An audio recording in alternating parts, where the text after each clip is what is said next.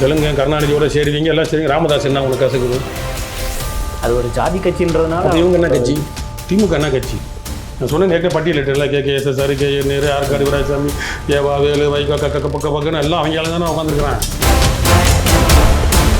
பறை இசை வாசிக்கிற மாதிரி திமுக நிகழ்ச்சியில் காட்டுங்க. சண்டை மேளம் வாசிப்பாங்க, பேண்டு வாசிப்பாங்க, வெடிப்பாங்க, இனிப்பு கொடுப்பாங்க. பறை இசை, மாட்டுத்தோல் பறை இசையை வாசிக்கிற மாதிரி காட்டுங்க. இந்த தேர்தல் நேரத்தில் கடைசி தேர்தல் ஒரு வாரத்துக்கு பணியாற்றி 3000 ரூபா கூலி வாங்குகிற இந்த வாரியங்கள், போக்குவரத்து துறையில் இருக்கிற ஊழியர்கள் எல்லாம் அந்த நேரம் தான் செலத்தட்டியை போட்டு திமுக ஒரு வாரம் கடும் பணி ஆற்றுவாங்க. இந்த தேர்தல் வாக்கு எண்ணிக்கை வரைக்கும் கடும் பணி ஆற்றுவாங்க. அதுக்கப்புறம் அவங்களும் வந்து எங்களுக்கு PF வரலையே, எங்களுக்கு பிடிப்பு வரலையே, எங்கள் பொண்ணு பிள்ளைங்களெல்லாம் கல்யாணம் பண்ணி கொடுக்க முடியலையே. அப்போ மனித பலவீனங்களை பயன்படுத்தி தெளிவாக இந்த திராவிட கட்சிகள், திருட்டு திராவிட, இந்த சனாதனம், குணாதனம், திருமாவளவனுக்கு இதெல்லாம் வழங்காது. தூய்மை பணியாளர்கள் அவங்க வாழ்வாதாரத்திற்காக, அவங்க தலைமுறைக்காக அவங்க போராடிட்டு இருக்கிறாங்க. அவங்க என்ன அடுத்து அவங்க புள்ள குப்பை அள்ளுறதுக்கு அவங்க இப்போ சம்பளம் உயர்த்தி வேலை வாய்ப்பு கேட்குறாங்க, பிள்ளைங்களை படிக்க வைக்கணும்னு தானே கேட்குறாங்க, வேலையோட நிரந்தரத்தை தானே கேட்குறாங்க. அது எப்படி திருப்பராக இருப்பாங்க? இந்த சனாதன RSSகாரன் கூட பண்ணியிருக்க மாட்டாங்க. எவ்வளவு கேவலமான சனாதனவாதி, கொச்சையான சனாதனவாதி, ஒடுக்கப்பட்ட மக்களுக்கு எதிரான சனாதன சிந்தனைகள்லாம் மண்டைகளை அடக்கி வச்சுக்கிட்டு இதெல்லாம் திருமாவளவனுக்கு உண்மையாக இருக்குமோ இல்லையா அவர் மனசில்? அவரும் ஒரு போராளி தான். இதெல்லாம் இந்த திமுக, இந்த திராவிட தெலுங்கு கூட்டணியில் ஒண்டி அண்டி பிழைக்கிறதுக்கு. தமிழர் இறையாண்மை மாநாடுன்னு ஒன்று நடத்தினார் 2009. இன துரோகி கருணாநிதி, தமிழ் இன துரோகி, எதிரி, திராவிட தெலுங்கன் தட்சிணாமூர்த்தி என்ற கருணாநிதி வந்து அதுக்கு கொஞ்ச நாள் ஒரு 4-5 மாதம் கழிச்சு ஒரு தமிழர் இறையாண்மை மாநாடுன்னு மீசியை முழுக்கிக்கிட்டு சிறுத்தை நடத்தினார் ஒன்று. அப்போ சிதம்பரம் இப்போ இருக்காரு, அவங்க இண்டி சந்தியா கூட்டணியில் இருக்கிறாரு. சிதம்பரம் உள்துறை அமைச்சர் என்ன சொன்னார்னு சொல்லுங்க பார்ப்போம்.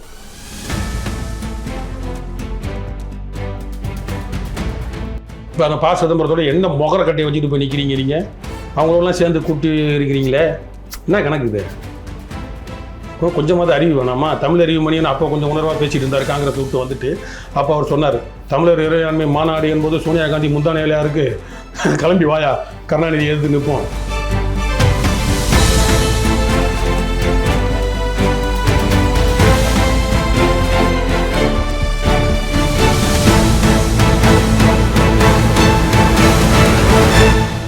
நம்ம பண்ணை இயற்கை அங்காடி. தொடர்புக்கு 87 54 44 92 99. உலகில் எங்கு பிறப்பினும் தமிழ் கற்கலாம், கற்பிக்கலாம். ஔவையார் பாடசாலை.org. TN மீடியா நேயர்களுக்கு வணக்கம். இன்று நம்மோடு நாம் தமிழ் கட்சியின் வெற்றி தமிழன் இணைந்துள்ளார். அவரோடு பேசுவோம். வணக்கம் சார். வணக்கம். சனாதன கும்பலுக்கு சேவை செய்யும் தமிழ் தேசியவாதிகள் அப்படின்னு ஒரு காணொலியில் வந்து திருமாவர்கள் வந்து மறைமுகமா சீமான் அவர்களை வந்து தாக்கி பேசியிருக்காரு. சனாதனம்னா என்ன? திருமாவளவன் வந்து ரொம்ப விளக்கம் கொடுக்கணும்.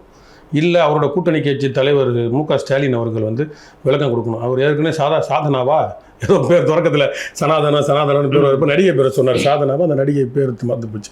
அதனால் சனாதனம்னா ஒன்றும் இல்லை, இந்தியா, இந்து, இந்த நாட்டு கட்டமைப்பே வந்து சனாதனம் தான். பிராமண கட்டமைப்பு தான் வந்து அந்த காலத்துலேருந்து இந்த காலத்து வரைக்கும் இருக்குது. இந்த 78 வருஷம் இந்தியாவில் புரட்சியாளர் அம்பேத்கரோட இடஒதுக்கீடை முழுமையாக நடைமுறைப்படுத்தியிருந்தோம் அப்படின்னா கீழே இருக்கவங்களாம் இந்நேரம் பொருளாதார ரீதியாக மேலே வந்திருக்கணும். 78 வருஷமாக ஒரு 10-15 தலைமுறை வந்து மேலே வந்திருக்கும். இப்போ இடஒதுக்கீடு தேவையே இல்லாமல் போயிருக்கும். எல்லோரும் மேம்பட்டுருக்கலாம். ஏன் வரல? காங்கிரஸ் ஆண்டுச்சு, பாஜக ஆண்டுச்சு, இங்கே திராவிடம்ன்ற பேரில் திமுக ஆண்டுச்சு, அதிமுக ஆண்டுச்சு, தென்னிந்தியாவில் பல புரட்சிகள் என்னென்னமோ நடந்திருக்குல்ல. ஒட்டுமொத்த குடும்பியும் அவங்க குடும்பிக்கிட்ட தான் இருக்குது. அதனால் சனாதனம்ன்ற ஒட்டுமொத்த இந்தியாவே. இது வந்து என்னமோ இப்போ தான் வந்து சீமான் அண்ணன் இல்லை வேறு உங்கள் கூட்டணிக்கு பிடிக்காதவங்கள, உங்கள் கூட்டணி இந்த திராவிட தெலுங்கு கூட்டணியை எதிர்க்கிறவங்கள வந்து நீங்கள் வந்து ஒரு புனை பெயரோட கூப்பிடணும்னு நினச்சி பெருமையாக நினச்சிக்காதீங்க. இது புரட்சியும் கிடையாது, ஒரு புண்ணாக்கும் கிடையாது. சரியா? சனாதனம்னு சொல்கிற, இல்லை இந்த ஆரியம்னு சொல்கிற, இல்லை இந்திய தேசியம்னு நினைக்கிற நம்ம வடவர்கள் ஏதோ ஒன்று எல்லாமே நம்மளுக்கு எதிர்க்கு. இதை எதிர்த்து போரிட்டவர்கள், இன்னும் போரிட்டு கொண்டு இருப்பவர்கள், இறுதி வரை போரிட்டு நேரடியாக நெஞ்சுக்கு நேராக மோத போகிறவன் தமிழன் தான். இந்த திராவிடன் ஸ்டாக்கு கருணாநிதி, வைகோலாம் இப்போ நீங்கள் சொல்கிறீங்களே இவ்வளோ பேசுகிறாரு சனாதனன்னு. வைகோ உங்கள் கூட்டணியில் இருக்கிறாரு. வாஜ்பாய்க்கு எத்தனை தடவை பேசியிருக்கிறார், ஓட்டு கேட்டுக்கிறார். வாஜ்பாயோட கூட்டணியில் இருந்தவர், கருணாநிதி இருந்தவர். அப்போ சனாதனம் எங்கே போச்சு?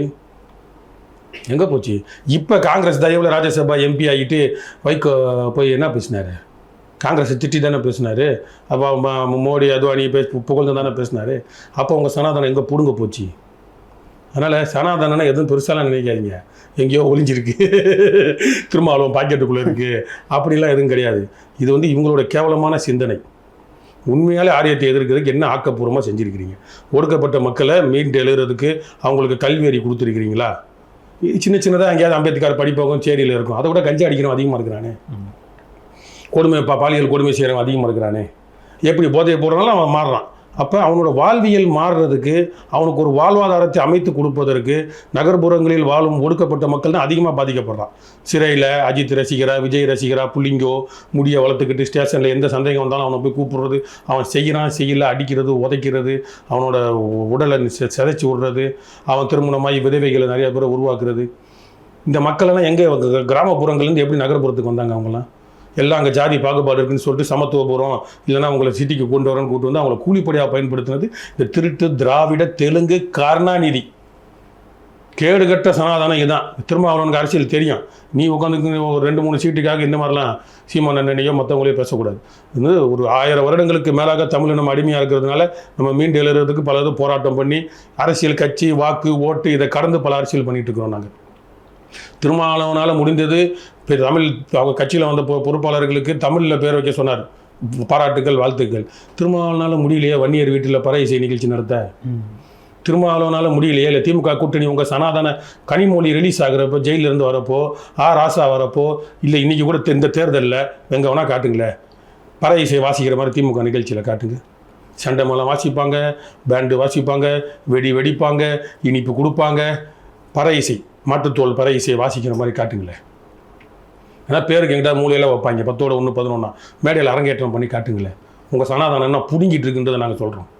இதுக்கு பதில் சொல்லுங்கள். திருமாவளவனுக்கு ஏதாவது ஒரு காணொலி எங்கிட்டாவது ஒரு மூலையில் வாசிச்சது வேணால் இருந்திருக்கலாம். 10ஓட 1 11 எங்கிட்டாவது திருக்கூரில் மேடைகளில், திமுக மேடைகளில் உங்கள் இண்டி சண்டி கூட்டணி ஸ்டாலின் முன்னிலையில் எங்கேயாவது பறை இசையை வாசித்து பார்த்துருக்குறோமா?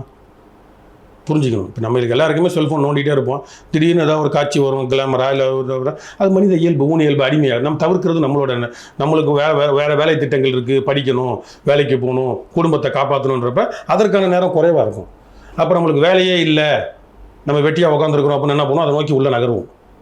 அது செல்ஃபோனாக இருந்தாலும் சரி, நேரடி காட்சியாக இருந்தாலும் சரி, தவறான செயல்பாடாக இருந்தாலும் சரி, அது நகருவோம். அது மனித ஊன் இயல்பு.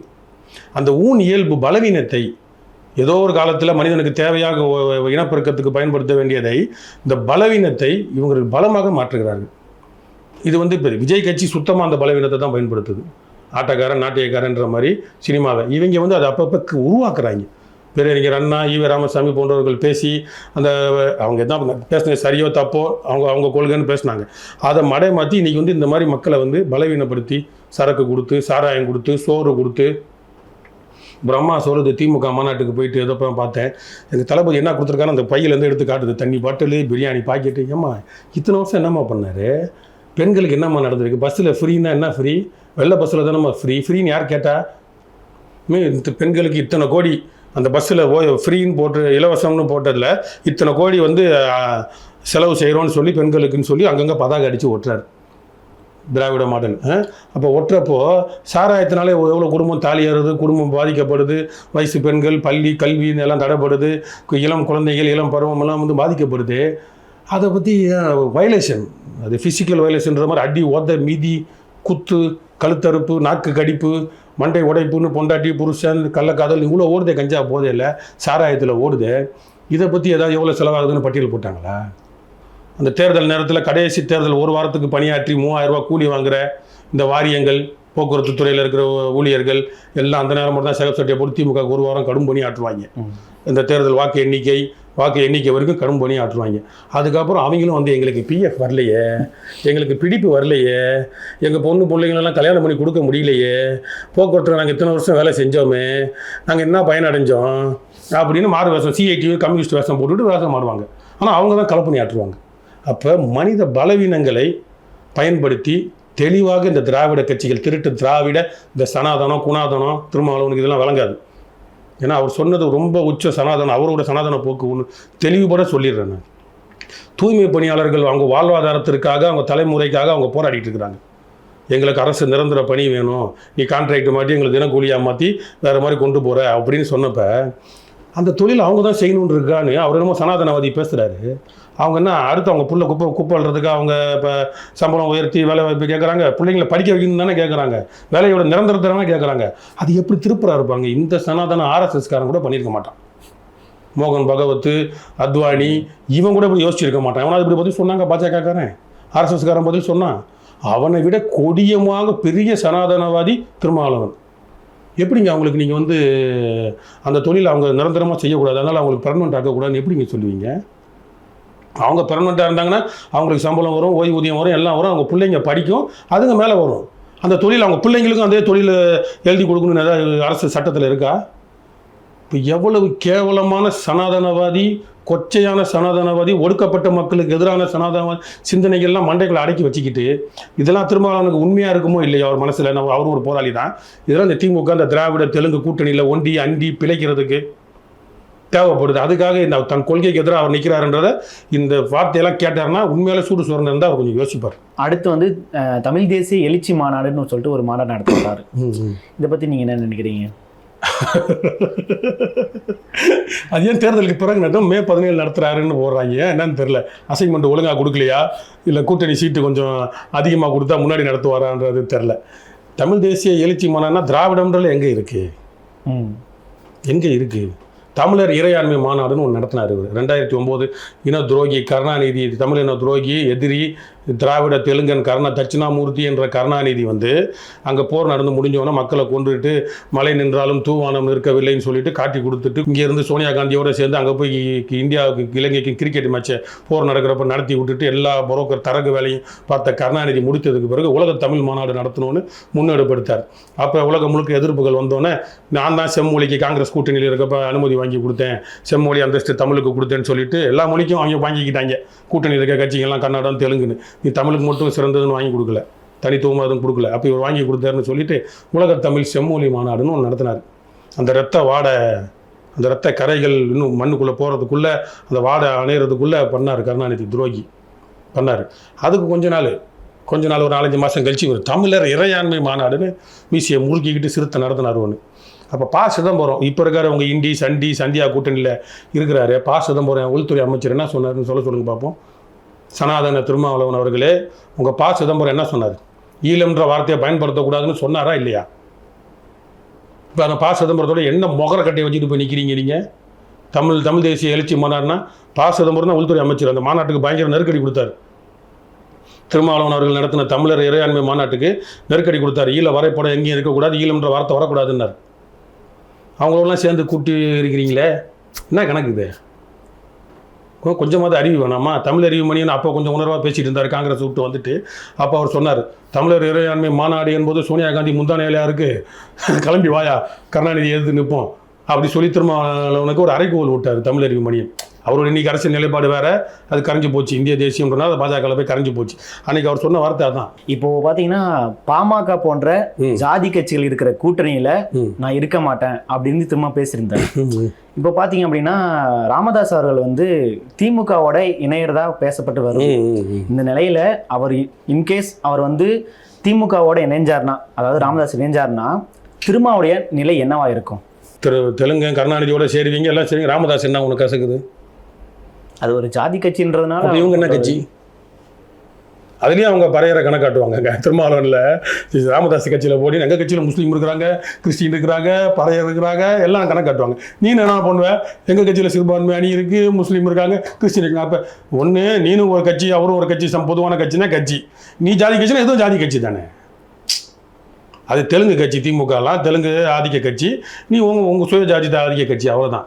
அதில் அவர் அதிகமாக அவங்க ஆளுங்க கட்சி ஆரம்பிச்சனால அதில் அதிகமாக இருப்பாங்க, உங்கள் ஆளுங்க அதிகமாக இருப்பாங்க, அவ்வளோதான். இதில் என்ன வேறுபாடு இருக்குது? அந்த ஒரு கட்சியை மட்டும் ஜாதி கட்சின்னு சொல்கிறதுக்கு பல கட்சி இருக்கே. திமுக என்ன கட்சி? திமுக என்ன கட்சி? சனாதனவாதி திமுக என்ன கட்சி? நான் சொன்னேன் நேற்று பட்டியலிட்டேன்ல, KKSSR, KN நேரு, ஆற்காடு வீராசாமி, ஏவா வேலு, வைகோ, பக்கன்னு எல்லாம் அவங்க ஆளுங்க தானே உட்காந்துருக்குறான். அது ஜாதி கட்சி இல்லையா? தனி ஒரு ஜாதி கட்சி இல்லையா? இல்லை அதெல்லாம் ஒடுக்கப்பட்ட ஜாதி, அதெல்லாம் ஆதிக்க சாதி தானே. அவங்க தான் ஒரு தடையும் வந்து அமைச்சரவையாக இருந்தாலும் இதில் இருந்தாலும் அவங்க தான் அதிகமாக இருக்கிறாங்க. அவங்க வெளிப்படையாக தமிழ் இனத்தின் மேலே தமிழ் ஜாதிகள் மேலே அவங்க கக்கிற வன்மம் அப்பப்போ ஊடகத்து வழியாக வருது. சரிங்க, மறுபடியும் அந்த கூட்டணி கொடுத்த கேள்விக்கு வருவோம். காங்கிரஸ் செல்வ பெருந்தகை இருக்கார்ல, அவர் வந்து என்ன சொல்லியிருக்காருன்னா, திருமாவும் ராமதாஸும் அதை அவங்களுக்குள்ள பேசிப்பாங்க அப்படின்ற மாதிரி ஒரு வார்த்தையை சொல்லியிருக்காங்க. அதாவது கூட்டணி கொடுத்த ஒரு பேச்சுக்கு அதில் வந்து விசிகவனர் வந்து எதிர்ப்பு தெரிவிச்சிருக்காங்க, சொல்லியிருக்காங்க. இப்போ பார்த்தீங்கன்னா விசிகவனர் எதிர்ப்பு தெரிவிச்சிருக்காங்க, செல்வ பெருந்தகை இப்படி சொல்லியிருக்காரு. தொடர்ந்து இந்த கூட்டணி கட்சிக்குள்ளேயே ஒரு மாதிரி ஒரு வார்த்தை போர் வந்துட்டு இருக்குது. அதெல்லாம் என்ன வந்தாலும் பிழைப்பு தானே, கூட்டணி சீட்டு வருமானம் தானே.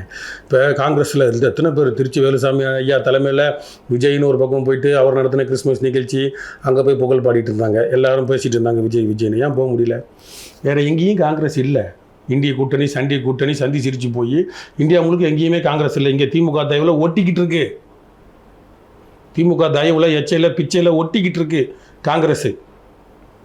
இங்கேயும் அத்து விட்டாங்கன்னா முடிஞ்சு போச்சு ராகுல் காந்தி சோழி. அதனால தான் அங்கேருந்து மேலேருந்து கொட்டு விழுந்துருது, எல்லாம் வாய மூடு திமுக கூட்டணி அப்படின்னு. அதனால் வேறு பிழைப்பு இல்லை. இப்போ கம்யூனிஸ்ட் எங்கே போவாங்க? 6 சீட்டோ 10 சீட்டோ வாங்கட்டுமே, அவங்க திமுக விட்டா வேறு எங்கே போவாங்க? அரசியல் அனாதைகள் ஆகிட்டாங்க கம்யூனிஸ்ட்டுகள்.